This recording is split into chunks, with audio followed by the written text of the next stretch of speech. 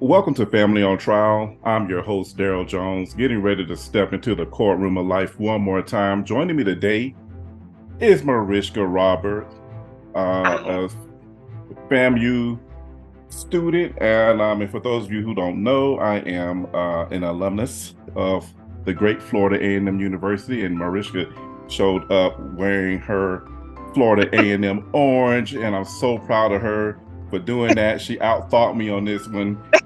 So kudos to you, Marieshka.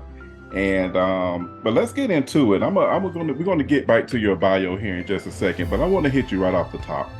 Um, the title of the show is Family on Trial, of course.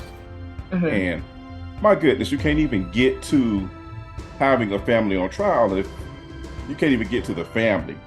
Right? So so one of the things I've noticed and I've taken a keen interest in is what our young ladies are having to go through today. I'm so thankful, for example, that I'm not having to date or with social media and dating apps and all this other stuff that's going on. I'm so thankful I don't have to participate in that, and I'm very fortunate in that regard. But hey, can you give us some perspective on what it is right now, being around these young ladies, you being a young lady yourself? What's going on? What's going on out there? What's happening in? I don't want to say the dating game, but it's kind of feeling like that. It's kind of feeling like a game. It shouldn't be one, but it feels that way. What's your sense of things? So I feel like there is a lot of people who actually want to be in relationships and a lot of people who are just comfortable playing the field. And the problem that we find ourselves in is that people aren't being upfront and honest about what they want. So you come in with a certain mindset, not knowing, what that other person's mindset. Maybe they even say something that hints towards a certain mindset. They would have somebody like hint towards a certain mindset that doesn't align. So it's like it's a miscommunication for one.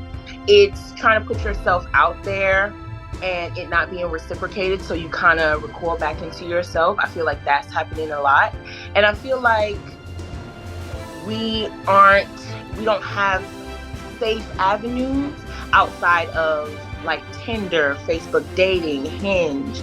We have all of those things, and it's hard to find a like-minded person through those apps. And if you're someone like me who doesn't really go out as much, it's kind of hard to find someone to date that kind of aligns with what you see your future as. So it's miscommunication. It's not being having the right avenue to meet somebody like-minded.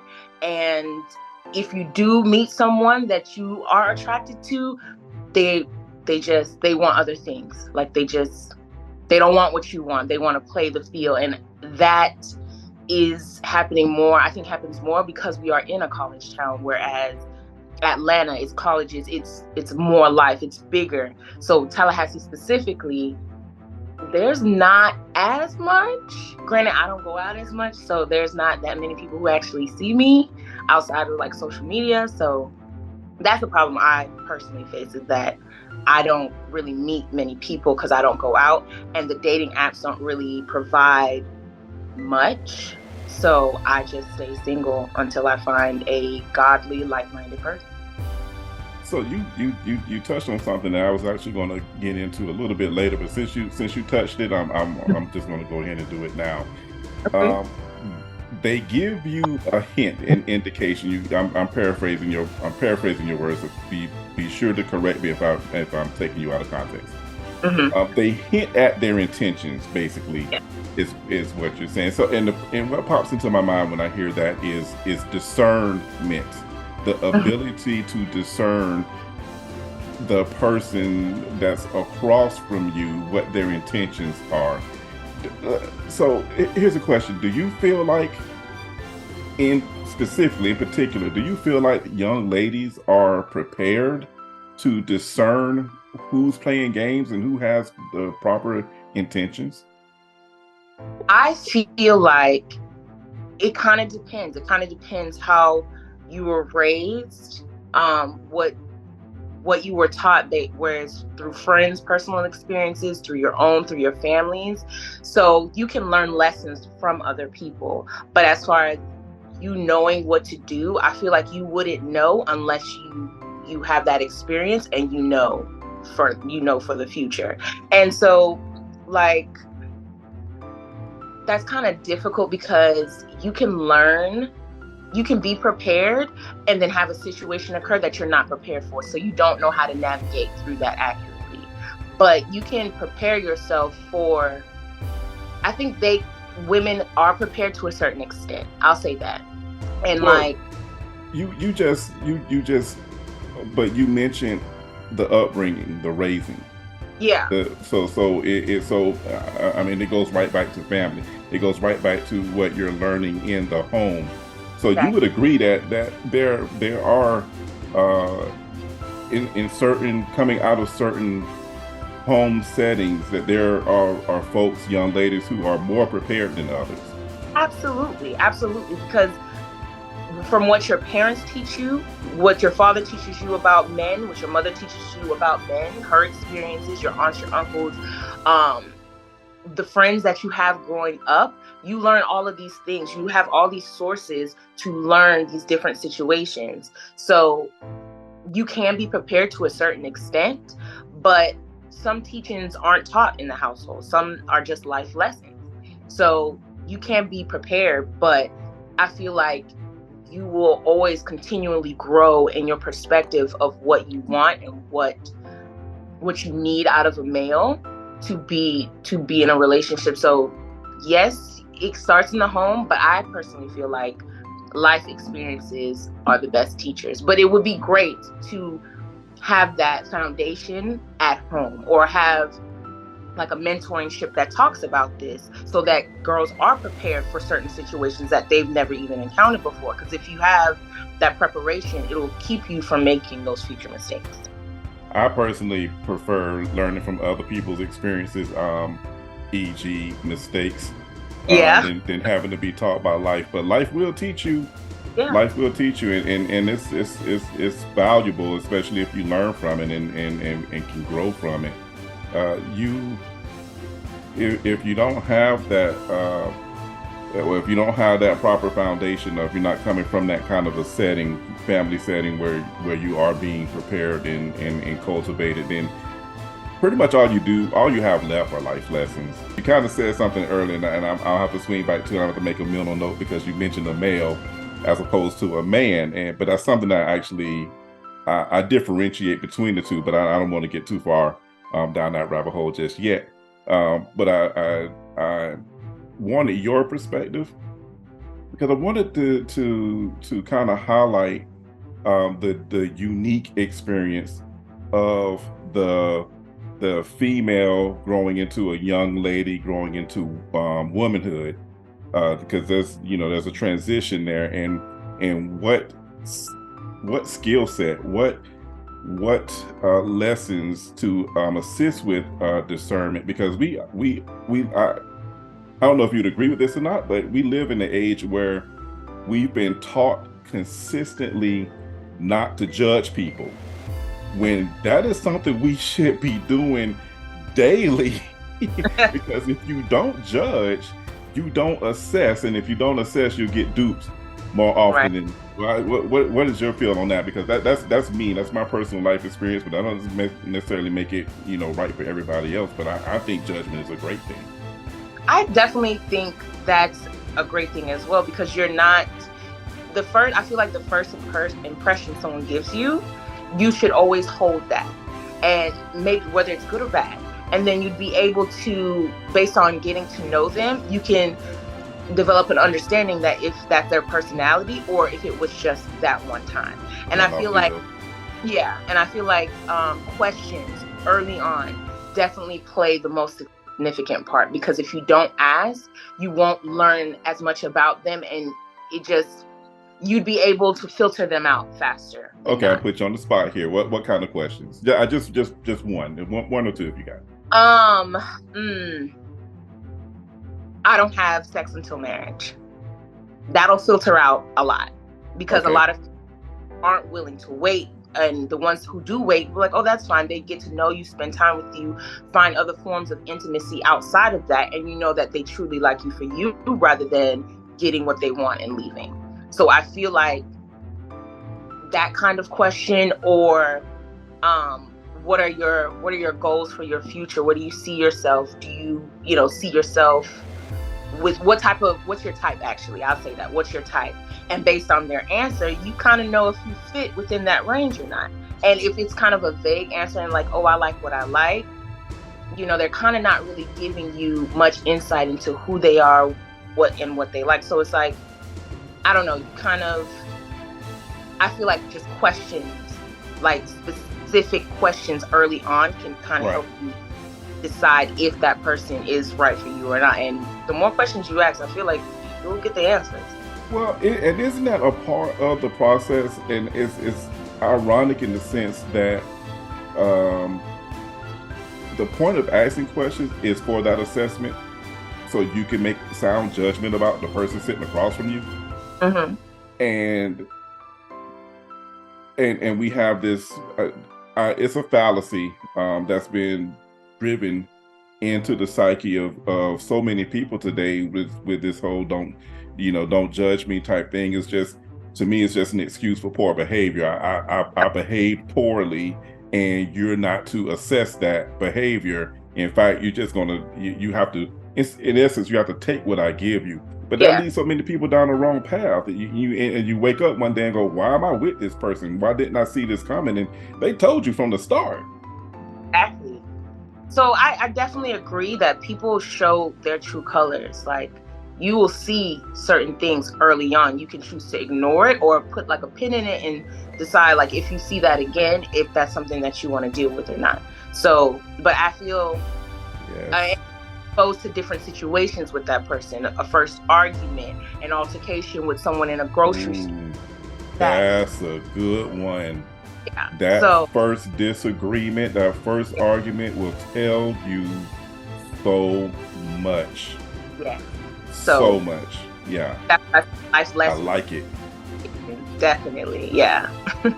Oh, that is great. That's soundbite material right there.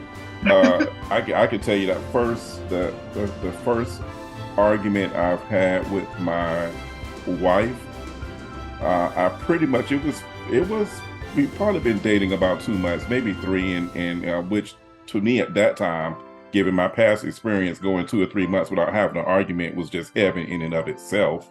But then when it happened, and it was, usually it's something trivial or something that, just kind of make too much of it in the moment, and you take a couple of deep breaths. But what I realized is, like, an hour or two later, we were past it. I mean, genuinely past it. We discussed it. We was like, okay, well, this, that, and the other. Let's come to an agreement. Boom, boom, boom. I like you. You like me. There's no need for us to fight like this. And, and it was squashed, and it was genuinely done. And I was like, 2 months in, I think I might marry this girl. She all right. Because I don't have to sleep with one eye open now. Right. It's all good. So I mean, but is that what we should be striving for, right? Absolutely. Open, honest communication to have with your partner. Because if you don't have that, when more difficult things arise along the lines, like, how are you going to be able to handle that? You have to have that level of communication and understanding, and willing to compromise and listen to whoever you want to be with, so that that can be a lasting relationship.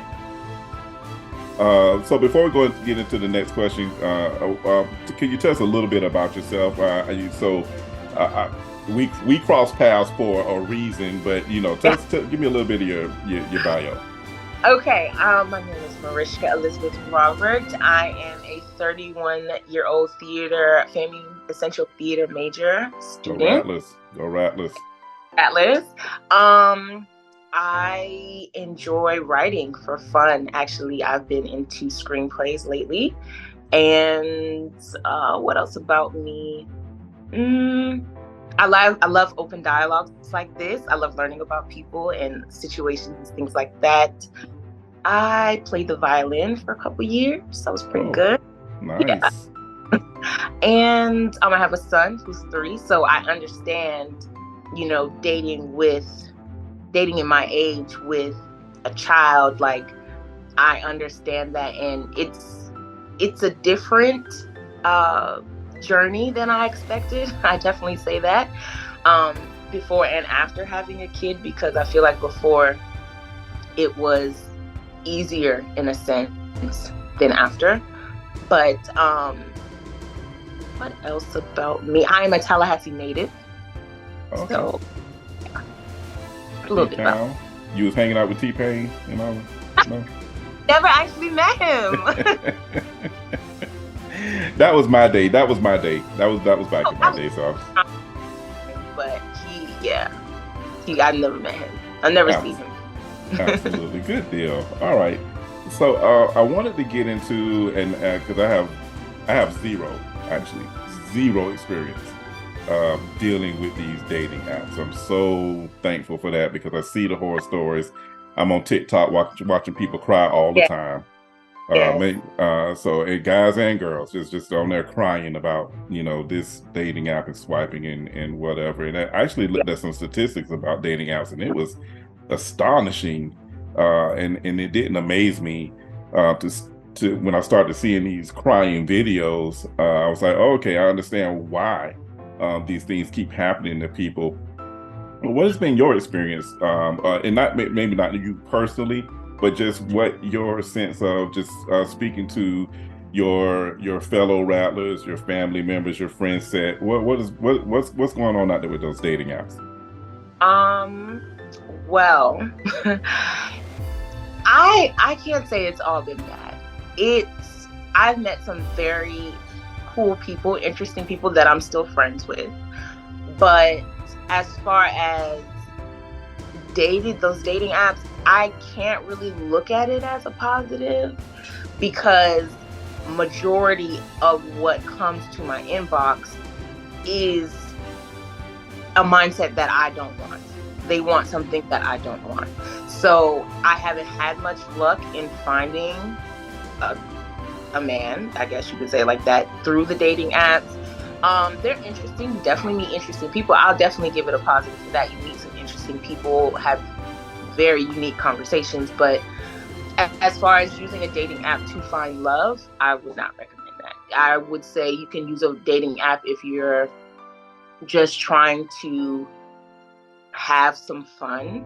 But as far as love, well, beyond your personal experience, are you like, what's the word, what's the vibe about, among your peers and your family? Are you like hearing any feedback on dating apps or anything? If not, it's okay. But have you?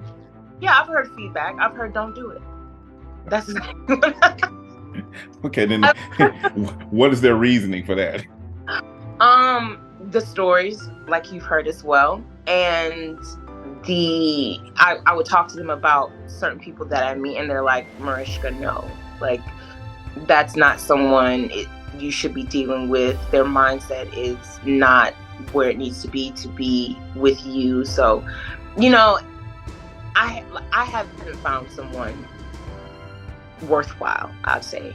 I'll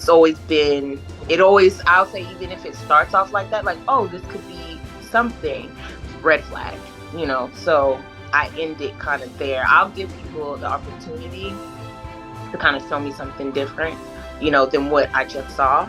And if I still see that pattern, if I still see no change in that, then I'm just gonna slowly, like, this was fun, interesting, love getting to know you, but I don't think we would work. So I personally haven't had much success. I have heard success stories, actually. So you just have to find the right one, I guess. And yeah, you just have to find the right one. I've heard people have success from it. I personally have not found that. Yeah, I don't know. I think it's. I guess anything's possible. In my mind, but I was reading the stats on Tinder, and it was less than 5% of the guys on Tinder get swiped right on, and I guess swipe right means accepted, or Yeah, So less than 5%. So that means to me that the overwhelming majority of females on that particular app is swiping on the same dudes probably. over and Probably. over and over again. And I'm like, so I'm watching these videos, and I'm going, well, you're swiping on the same dudes. And in my mind, I'm like, there has to be a superficial component to it, and they get pulled in on a superficial level, and then things don't go the way they think it should go. There's probably plenty of like men on these apps, but they don't get swiped on. There's something aesthetically not quite right. Do you think that it's possible that a lot of these young ladies today are just too superficial in their process? Yes and no, because I feel like everybody has a type, and whether your type is like a specific thing or a wide range of things, you're not really going to be attracted to certain things. And that goes for me too. Like, I could like somebody, I could think they're attractive, but maybe they think my head's too big, and they would rather wait around for something that they feel they deserve, they want more than what I can offer them. So I don't think we're superficial. I think everybody has a type, and most people are just waiting around for that full type to be found. And some people are just like, you know what, I can work with that. Like, this doesn't bother me. You having a big head doesn't bother me. So it kind of depends on the person. And I honestly feel like how they were raised. I hate to say that, because if you were raised to kind of look at someone like nitpick like that, like I only want certain things, that's the kind of mindset you have. Whereas if we're brought up in a more welcoming, love everything is beautiful, you can find beauty in the smallest amount of things. If you're raised kind of like that, your mindset will be more open to liking different things instead of what you're used to liking. Because for me, I like tall men. That's just me. But if I find a man my height who gives personality, who's a man of God, who has goals, I would choose him over a tall man who's light-skinned, who kind of just wants to play around. He doesn't know really what he wants. He doesn't really have a path. He kind of hits me up every now and then. Consistency, the short man gives me consistency. So I would go towards him rather than what my type actually is, because he gives me more than Okay, what. so Yeah. superficial could be more than just physicality, right? It could be, well, my bio, the bios that get swiped on is not just, tall, dark, handsome, and chiseled. He's also, working on his MD, or he's in, he's in law school, but I mean that kind of superficial, because there's that. Yeah, yes, I can't hold it, because it's like, I feel like we, as women, we want to know that you have a plan. We want to know you have goals. So if we see somebody who's like, oh, I'm a rapper, we're not really going to take you seriously. And that's unfortunate. But, so yes, I will say that. I don't know. I might not be against that. What about the blue collar guy? What about the plumber? What about the, the roofer? And for me, a trade is still a good job. Like, I have no fault in that, because you're doing something positive. It's not like, so the blue collar man, yes, that's fine. But that's Marieshka. What about your sister? What about your sister? What do your sisters say? So they are kind of like me as well. I will definitely say that. I will say we just like that. We would like to know that you have goals, that you have a plan. Mm-hmm. And have a goal and a plan. We're willing to work with you and support your dreams as we build together. That's the mindset that we have. So a specific job, doesn't necessarily matter to me unless it unless you don't have a plan. Like if you don't have a plan, then I'm like, okay, well, what are you trying to do? Like what are you trying to do? I just So how is it that the same, for every 1,000 guys, it's the same, uh, uh, it's the same 95 out of 1,000 that's getting swiped on. I, I because and it's got to be something more than physical. I will tell you, I also think it's picture quality. The what you have on your bio, what it says. So if your picture is kind of grainy or it's not a really good picture or you just got random stuff, I feel like as women we're like, okay, this is weird. Like, no, he got a I hate to say this, he got an Android. So like some people are that superficial where if you have an Android, Oh, they will not talk to you. oh my goodness, Android's got the best pictures. No, I'm just So the world is superficial. Me personally, I'm not like that. I like to get to know people first. I like for them to show me who they are, and then I make the decision if I want you a part of my life or not. So yeah, but unfortunately, in the world, in this generation, raised with social media, raised with really good access to the internet, more parties, more functions available, they're going to be picky and choosy because they feel like they can. They feel like there's always something better out there, and I don't have to settle for something that is not everything. ooh. But that doesn't that go to discernment? Yeah. There's something to be said about discernment, wisdom, and justice, and that's just these are words that don't frequently show up in the dating world, and I have conversations with young folks um, all, all the time, and I'll ask the question, yeah, what about wisdom? What about how do they feel about justice? And I don't mean social justice. I mean justice. I don't have to put words in front of other words. Justice is justice. How do you feel about it? And they're like, oh, I don't. I've never considered that. And I'm like, okay, I think I need to start a how to date people class. What do you mean justice? Like, what do you Justice mean? is just a fair treatment of people based on their actions. Okay. And Yeah. that fair treatment could be a hug, or it could be banishment. I'm not hugging pedophiles. You got to go.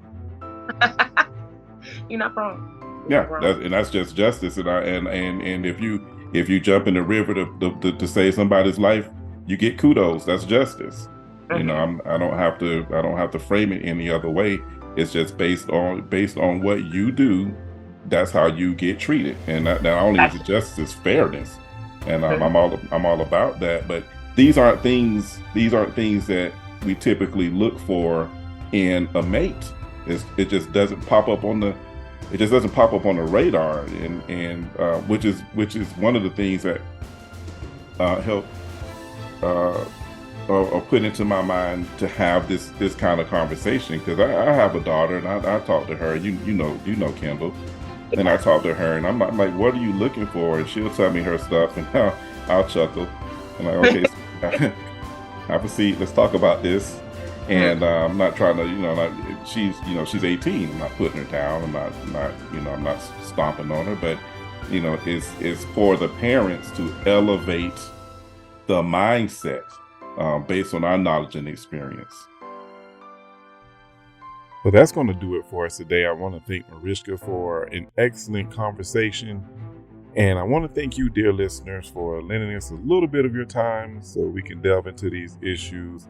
Be sure to like and subscribe and leave your comments. Let us know what you're thinking about what we're thinking, and give us your insights and your experiences as we continue to defend the family on trial. Dear family, your support would be much appreciated. So if you would think it not robbery, could you head over to PayPal or Venmo and show us some love? Just type @FamilyOnTrial and you'll come right to our account. Send us a blessing if you would. We'd really appreciate it. Thank you so much.